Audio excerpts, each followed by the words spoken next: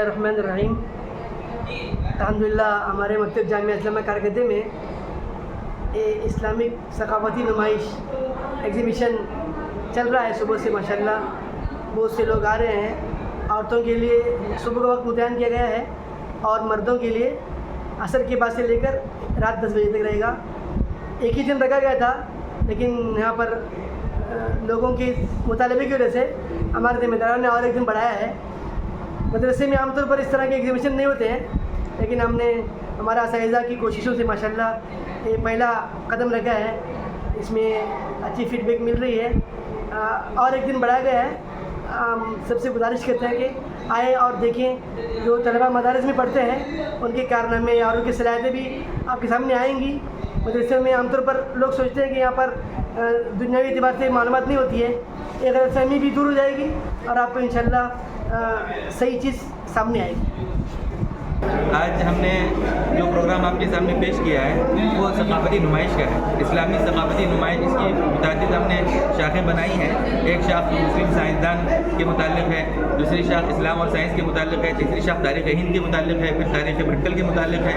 फिर हमारे यहाँ और भी कुछ शाखें, कुछ मुतफ़र्रिक़ात के नाम से हमने मॉडल्स और स्केच वगैरह बनवाए हैं तलबा से। उसमें तलबा की सलाहियतों का मुज़ाहरा होता है, वो अपनी सलाहियतें उसमें बढ़ चढ़ कर पेश करते हैं और उसके बारे में वजाहत भी वो खुद कर रहे हैं। क्या बना कर लाए हैं, उसकी तारीख़ क्या है, कितने सालों पर वो मुहित है, ये सारी बातें तलबा आपको खुद यहाँ बताएंगे। एक और हमारा अहम शोबा फ़लस्तीन और तारीख़ फ़लस्तीन के मुताल्लिक़ है, जिसमें हमारे तलबा आपको पूरे फ़लस्तीन की तारीख़ बताएंगे, वहाँ की पुरानी तारीख़, नई तारीख़, मौजूदा हालात वहाँ क्या चल रहे हैं, गज़ा में क्या हो रहा है, पहले क्या हालात थे, अब क्या हालात हैं, ये सारी बातें आपको हमारे तलबा बताएंगे। मज़ीद ये बताएंगे कि फ़लस्तीन में यहूदियों का क्या मंसूबा है, यहूदी वहाँ क्या चाहते हैं और पूरे मशरिक़ वस्ता में उनकी क्या प्लानिंग चल रही है, क्या हालात वहाँ हैं, इसके बारे में हमारे तलबा आपको इंशाअल्लाह तफसील से बताएंगे, मॉडल भी दिखाएंगे और उनके बारे में वजाहत भी करेंगे इंशाअल्लाह। कुछ तलबा अंग्रेज़ी में बता रहे हैं, कुछ उर्दू में बता रहे हैं, कुछ हमारी मादरी ज़बान में भी बता रहे हैं। आप हज़रात से हमारी गुजारिश है कि हमारा प्रोग्राम जैसे माशाल्लाह आपने आज इसको कामयाब बनाया, बड़ी तादाद में हाजिर होकर, इसी तरह ये कल भी रहेगा और हो सकता है शायद परसों भी रखा जाए। आपसे गुजारिश है कि इससे मज़ीद फ़ायदा उठाइए, यहाँ तशरीफ़ लाइए, हमारे तलबा की मदद अफ़ज़ाई कीजिए और अपनी मालूमात में भी इजाफ़ा कीजिए। लेकिन दूसरी तरफ 1000 काफिला को लश्कर बंदो काफिला जी मक्का जो सरदार होते किस्मत गली आणि लेकर तक केले मदीने से हमारा विद्यालय यानी 14 साल ये खैबर जिला जी में वो साथी कर रहे हैं विद्यार्थी आसपास के कबीलों को भड़का रहे काफिला जी। नबी करीम सल्लल्लाहु अलैहि वसल्लम ने उनको जड़ से खत्म करने के लिए 16 से मुसलमानों के साथ खैबर का मुहासिरा किया। आप सल्लल्लाहु अलैहि वसल्लम लड़ना नहीं चाहते थे, लेकिन यहूदियों ने लड़ाई का इरादा किया। जब शुरू होने के बाद हज़रत अली रज़ियल्लाहु अन्हु को फतह का झंडा दिया गया। हज़रत अली रज़ियल्लाहु अन्हु ने खैबर के दरवाजे को उखाड़ कर दूर फेंक दिया। कुल 15 मुसलमानों की शहादत के बाद हज़रत अली रज़ियल्लाहु अन्हु के हाथों एक किला फतह हुआ। लेकिन यहूदी आज भी खैबर को भूले नहीं है, वो आज भी इस खैबर को वापस हासिल करने की बात करते हैं और खैबर पर अपना हक जताते हैं। उनका टारगेट ये है कि जहाँ जहाँ से मुसलमान की साजिश की वजह से भगा दिया गया, उन सबको वापस हासिल करना है। पहाड़ी में एक घाटी थी जिसे पीछे से अगर हमला से 50 माहिर तीर अंदाज़ों का एक दस्ता उसकी हिफाजत के लिए मुकर्रर किया गया और उनको सुंदर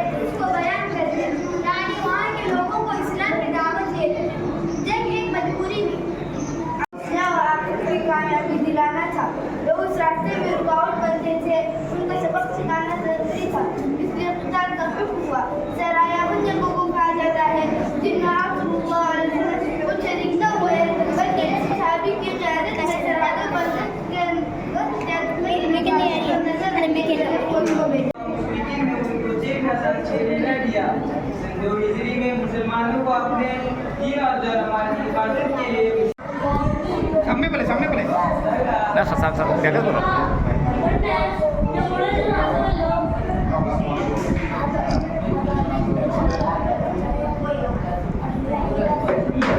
मेरे कुत्ते हैं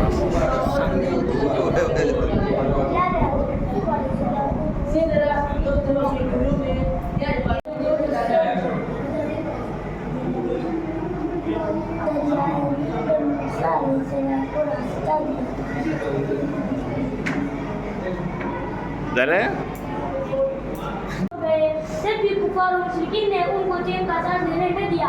सन 2 हिजरी में मुसलमानों को अपने दीन और जान और माल की हिफाजत के लिए मुशरिकीन से जंग करने की इजाजत दी।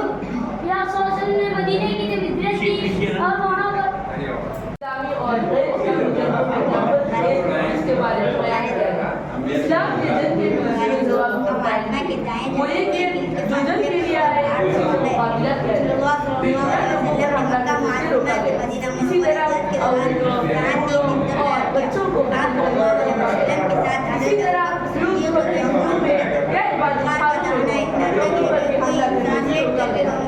कुल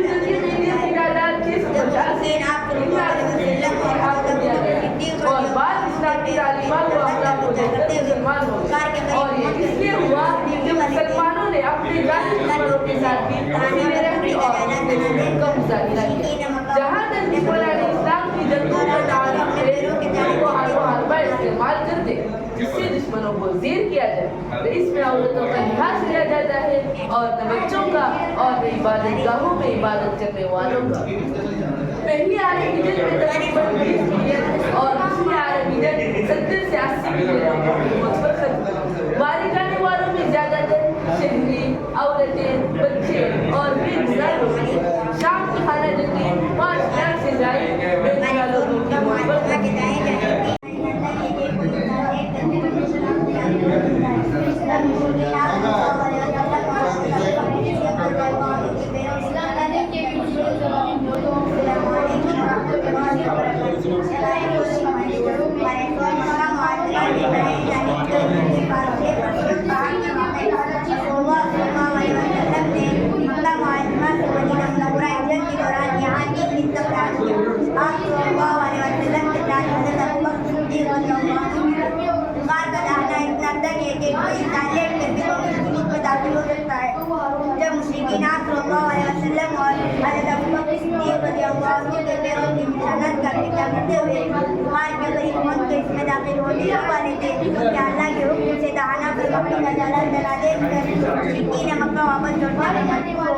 इस दौरान अगर अपने पैरों की जानिब भी देखते तो उनको पा जाएंगे।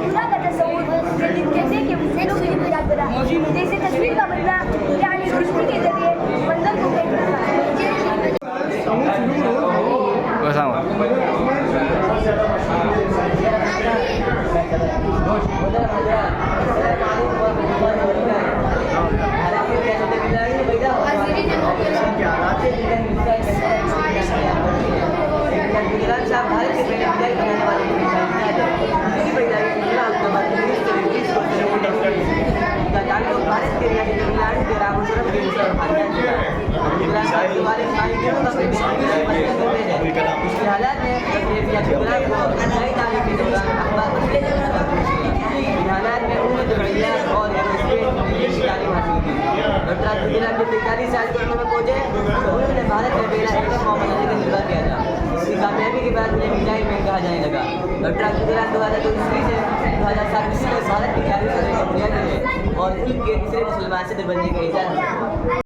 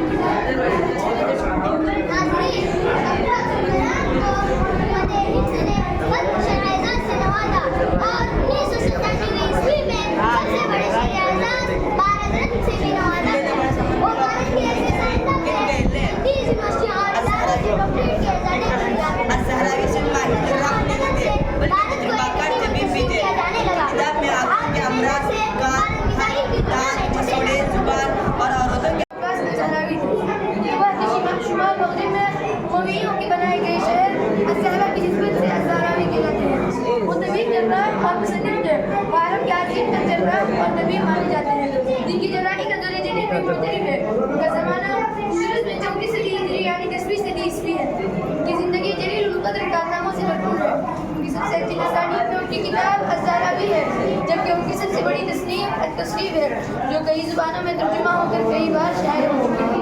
हाज़रीन, अज़्ज़हरावी सिर्फ माहिर-ए-राह नहीं थे बल्कि तजुर्बाकार तबीब भी थे। उनकी किताब में आंखों के अमराज, कान, हल, दांत, मसले ज़ुबान और औरतों के अमराज, नेतोलिस, जबड़ा और हड्डियों के टूटने पर तफसीली अक़वाल मौजूद हैं। अज़्ज़हरावी ने ना सिर्फ उनके इलाज के लिए गलत दरियाफ्त किया और बहुत सारे अमराज का इलाज किया। ज़हरावी वो पहले तबीब थे जिन्होंने हेमोफीलिया ने सिर्फ दरियाफ्त किया बल्कि उसकी तफसील भी ली थी। ज़हरावी का यूरोप में बड़ा अजीम असर रहा।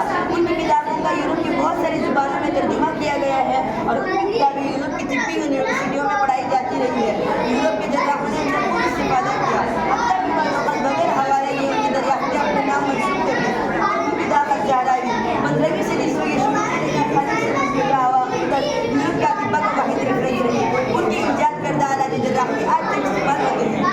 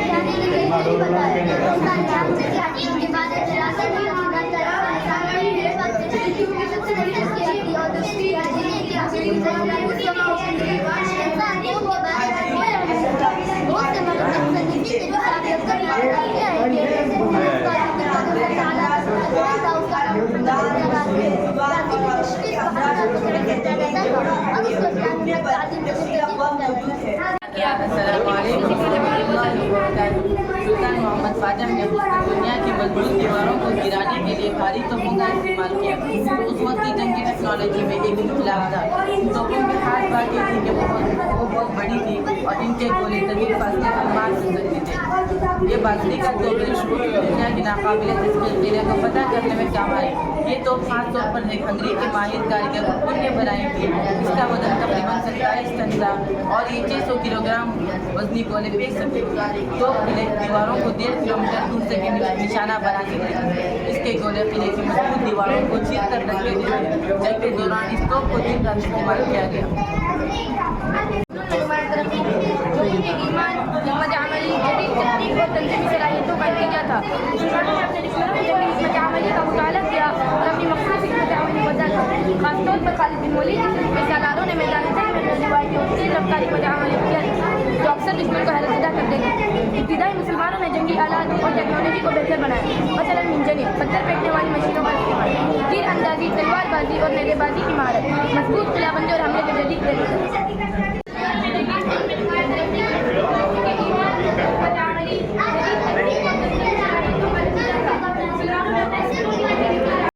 मॉडल जो आपके सामने है जामिया इस्लामिया का है।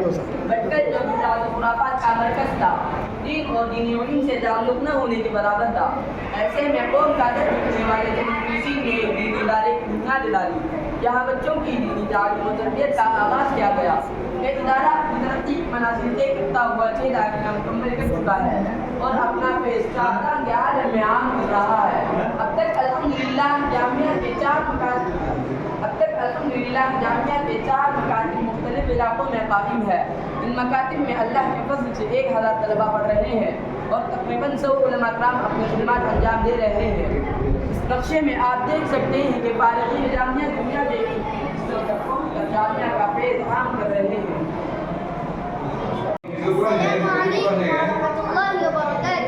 मुसलमानों की ये ख़ुसूसियत है कि जहाँ भी जाते हैं नमाज को कायम करने के लिए मस्जिद की तामीर की फ़िक्र करते हैं, इसके साथ जमाअती निज़ाम भी कायम करते हैं। अल्हम्दुलिल्लाह शहर भटकल की जुमला ख़ुसूसियात में अहम ख़ुसूसियत ये भी है कि यहाँ पहली सदी से जमात और दारुल ख़दा का निज़ाम भी कायम है, जहाँ मुसलमान अपने ख़ानगी, आइली, माशरती और दीगर तमाम मसाइल हल करते हैं। इसी मकसद की तकमील के लिए तामीर की गई ये 2 इमारतें हैं, जिसका मॉडल आपके सामने पेश किया गया है। 19वीं सदी के अवाइल में खिलाफत उस्मानिया जो मुसलमानों की शान और शौकत की पहचान निहायत कमज़ोर होकर माइल बेगवाल है और मुसलमानों में नाउमीदी छाई थी। ऐसे में दीनी अहमियत से महफूज साहिब नज़र हज़रात ने एक ऐसी इदारे की बुनियाद रखी जो मुसलमानों की सियासी, समाजी और फलाही मैदान में रहनुमाई बराबर कर सके। ये इदारा इस्लाह व तंजीम है जो अल्हम्दुलिल्लाह अपने आगाज़ से आज तक मुसलसल भटकल व अतराफ़ भटकल के लोगों की क़ियादत करता आ रहा है।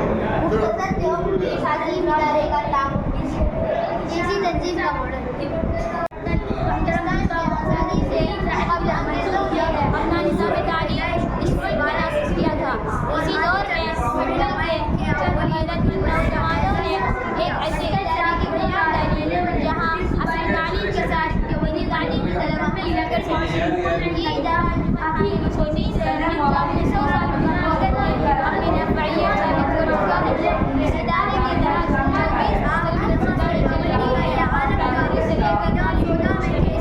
इसी इदारे के एक जो आप देख रहे हैं ये शहर भटकल की शान और पहचान है। ये भटकल का वो सर्कल है जिसे बखरे नवाई मोहसिन भटकल मुहतरम काकू हसन जमशेदुद्दीन साहब की तरफ मंसूब किया गया है। मौसूफ की पैदाइश 1912 ईस्वी में हुई और आगे चलकर कौमे नवायत के अव्वलीन वकील बनने का आजाज़ हासिल किया। भटकल से आप कई बार मेले बने, फिर सूबाई मैसूर कर्नाटक के वजीर बने। भटकल में इलेक्ट्रिक और टेलीफोन लाइन का निकाम आखिरी की कोशिश से मुमकिन हुआ। कर्नाटक विधान सौधा की इमारत में नमाज के वक्त नमाज पढ़ने वाले शेख आप ही मुसलमान हैं।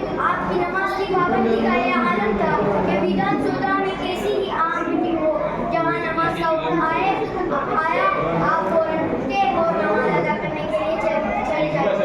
इससे हमें मालूम होता है कि सच्चा मुसलमान दुनिया के किस मकाम पर भी किसी भी सूरत में दीन और दीनी अहकामात को छोड़ नहीं सकता।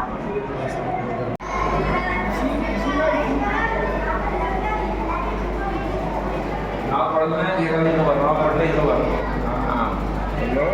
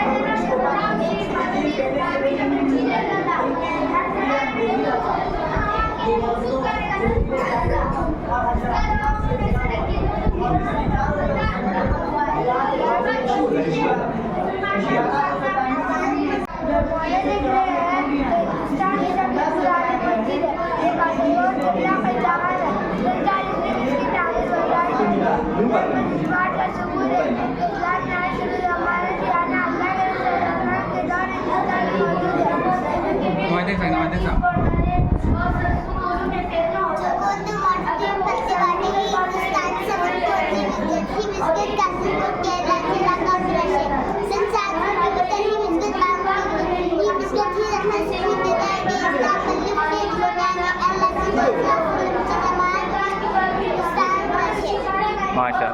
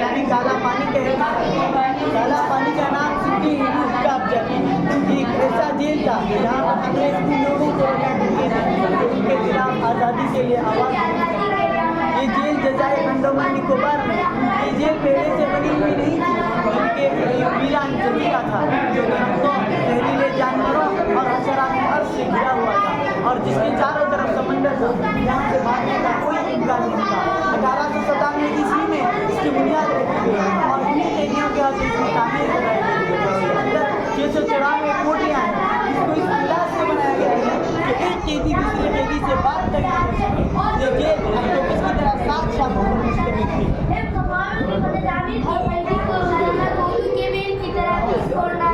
और सरसों कोलू में पेरना होता था। अगर वो ऐसा नहीं कर पाते उन्हें कोड़े लगाए जाते और एक मुद्दत तक उन्हें बेड़ियों में जकड़ दिया जाता।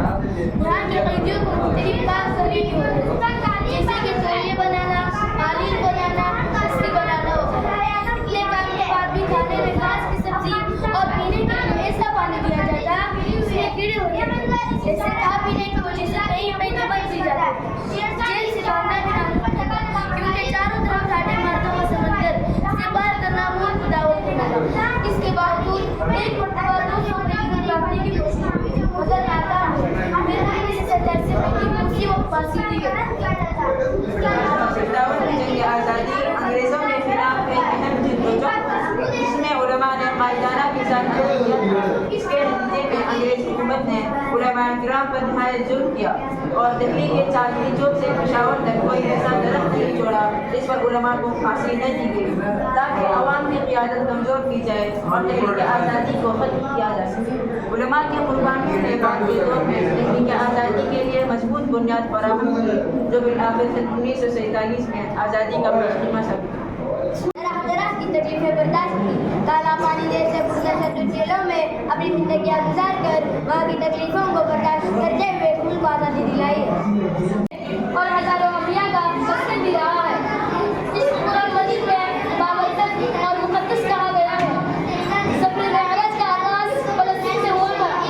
फ़लस्तीन में अल्लाह के नबी हज़रत मोहम्मद मुस्तफ़ा सल्लल्लाहु अलैहि वसल्लम ने तमाम अम्बिया की मोहब्बत फरमाई थी। इस्लाम में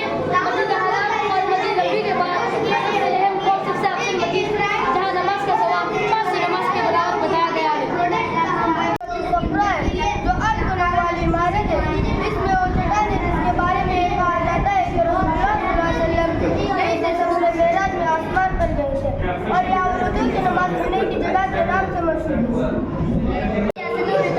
दिया और बैतुल मुक़द्दस को अपने कंट्रोल में रखा।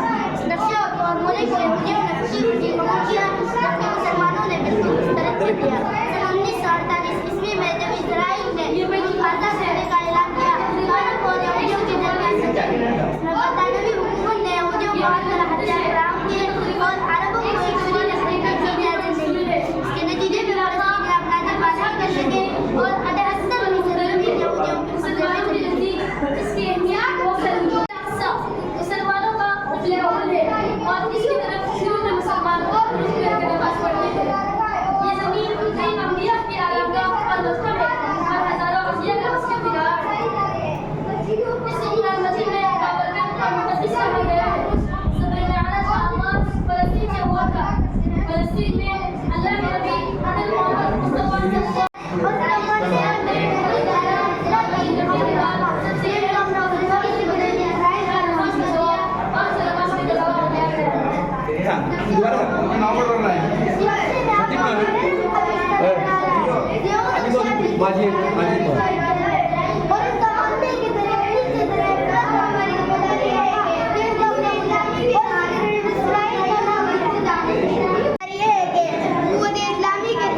मुसलमान भाइयों का भरपूर ताउन थे।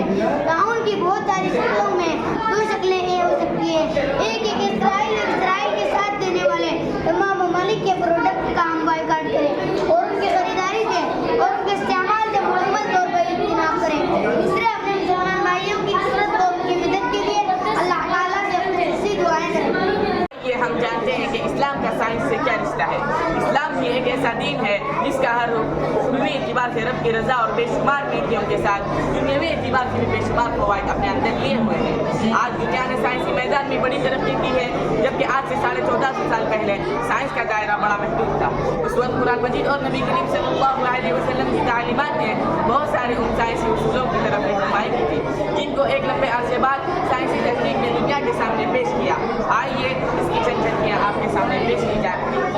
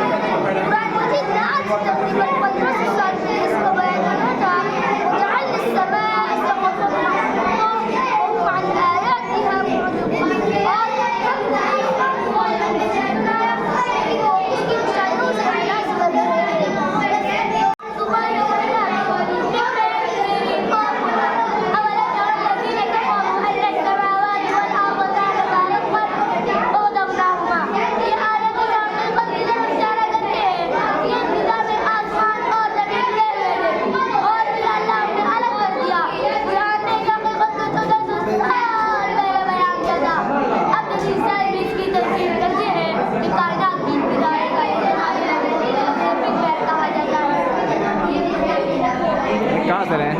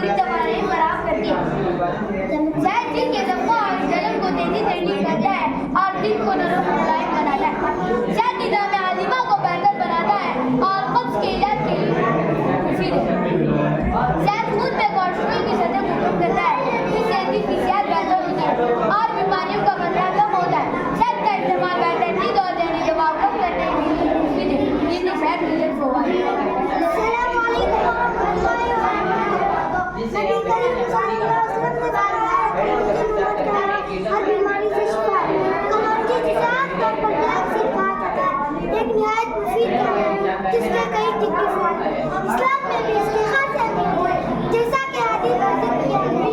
आइए इसके चंद जिक्र चाहिए। कलौंजी बता दो फिर के दरबार गैस का मसाइल ये मादे की जलन को कम करके और निजाम कलौंजी जिसकी कुव्वत मुदाफ़ात को बढ़ाती है। कलौंजी इस्तेमाल से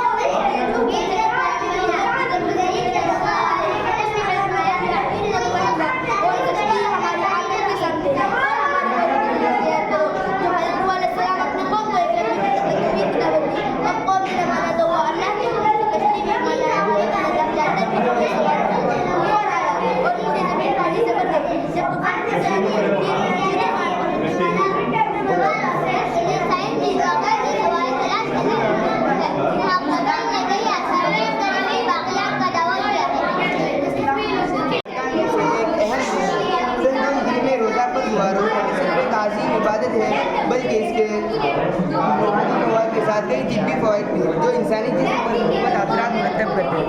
रोज़ा रखने से मादे और निज़ाम हाजिमा को आराम मिलता है जिससे हाजिमा का अमल बेहतर होता है। रोज़े से जिस्म में मौजूद जहरीले मादे कुदरती तौर पर खारिज हो जाते हैं, जिस्म में मौजूद गैर ज़रूरी चर्बी कम होती है और वज़न मुतदिल होता है। रोज़ा खून में ग्लूकोज की सतह को मुतवाज़िन रखता है जिससे शुगर के मसाइल में बेहतरी आती है। रोज़ा रखने से खून में कोलेस्ट्रॉल की सतह कम होती है और ब्लड प्रेशर काबू में रहता है। रोज़ा रखने से ज़हनी दबाव में कमी आती है जिससे एक सुई और ज़हनी सुकून हासिल होता है। रोज़ा जिस्म के मुदाफ़ाती निज़ाम को तक़वियत देता है। खुलासा है कि रोज़ा न सिर्फ एक आज़ीम इबादत है बल्कि जिस्मानी और ज़हनी सेहत के लिए भी बेहद मुफीद है।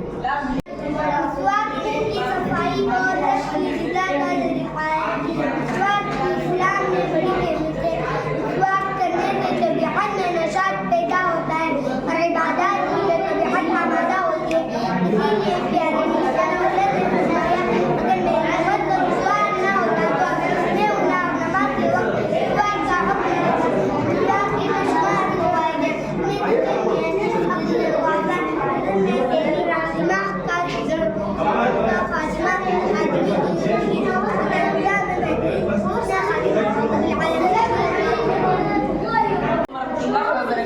ये जो मॉडल आप देख रहे हैं ये वाटर साइकिल यानी पानी का चक्कर एक ऐसा कुदरती अमल है जिसमें पानी बुखारात बनकर ऊपर जाता है, बादल बनता है, फिर बारिश या बर्फ की शक्ल में ज़मीन पर वापस आता है। ये पानी नदियों, झीलों और समंदरों में जमा होकर दोबारा यही अमल दोहराता है। अल्लाह ताला ने कुरान मजीद में इसकी तरफ इशारा किया।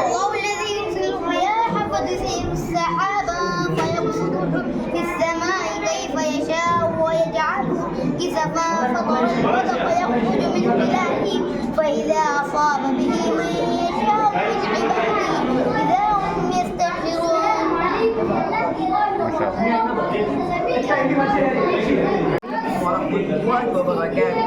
गड़े होकर पेशाब करने का नुकसान।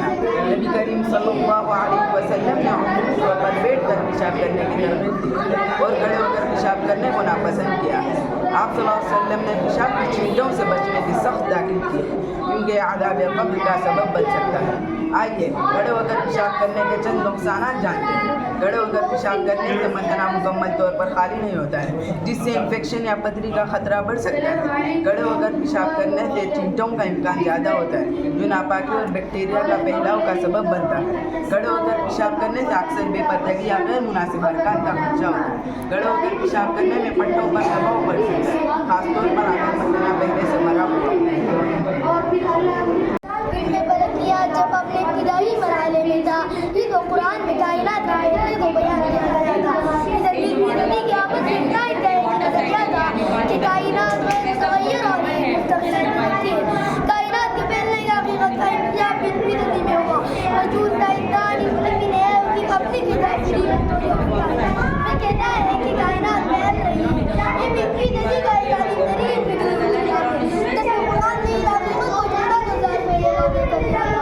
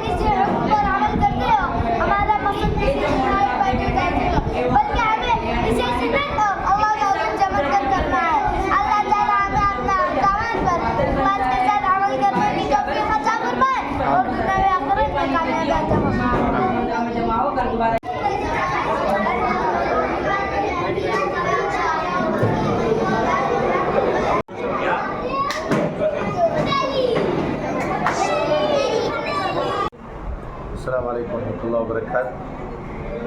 आज अल्हम्दुलिल्लाह मकतब कारकरदे जाने का मौका हुआ।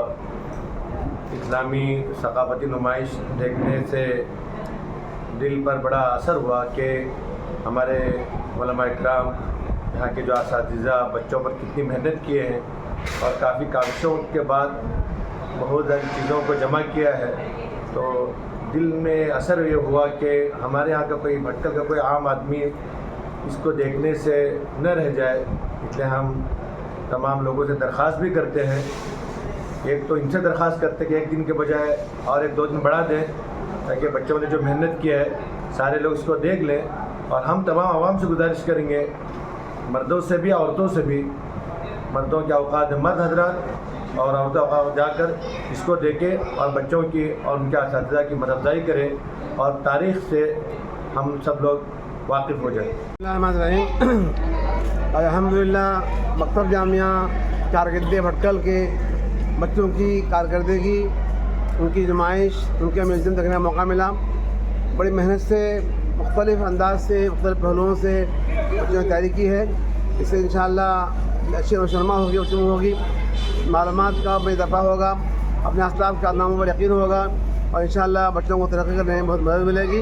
इस तरह के प्रोग्राम हम चाहते हैं हर मदरसे में, हर स्कूल में होता रहे, तो इससे इंशाअल्लाह बहुत फ़ायदा होगा और तरक्की होगी। लोगों माशाअल्लाह बहुत अच्छा मंज़र है, देखने के काबिल है। आज कई था ये प्रोग्राम, लेकिन तकाज़ों की वजह से इसे कल भी रखा गया है। कल इंशाअल्लाह सुबह से लेकर के अज़ान तक, ज़ोहर के अज़ान तक औरतों के लिए निज़ाम है और असर के से लेकर इशा तक मर्दों का निज़ाम है।